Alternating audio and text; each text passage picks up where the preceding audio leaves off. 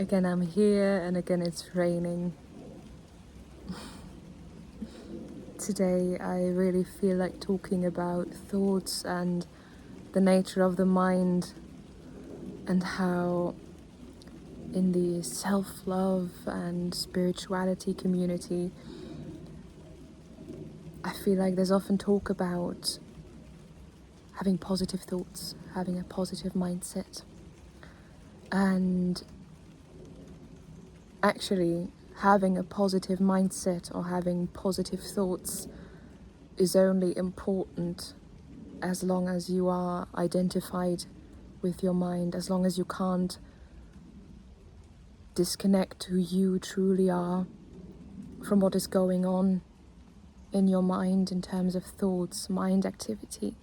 Because really, your mind, your thoughts are just energy forms. It's just mental energy that's swooshing around up there. And I don't know, maybe you have experienced having racing thoughts. Perhaps you have difficulties at night turning off your mind, or turning off in general, and just being able to sleep because your mind keeps you awake. And it will be a great relief for you to experience that you are not your thoughts, that in fact you don't have to give that much attention to your thoughts. They have just become this strong, and so it has only become so easy for them to take you over, to absorb all your energy, because we were trained to work with our thoughts in school, and we never really learned that there's other ways to live. I mean, one of the most important philosophers said, "I think, therefore I am," and we believe that. We think that is absolutely true. We think. And it isn't. It should be, "I'm aware of being, therefore I am. I'm aware of thoughts, therefore I am." But if we stop thinking, if we stop giving attention to the mind, we do not cease to exist. We're still very much here, and actually a lot more at peace than if we give it all our attention. Because if we believe what our mind says, day in and day out, and it doesn't stop talking day in and day out, and it even keeps on talking while we are asleep, do we really want to live that way, with that parrot in our head, chattering away all day, all week, all month, all year, our entire life?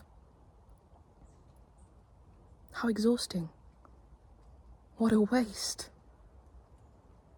What a terrible way to live.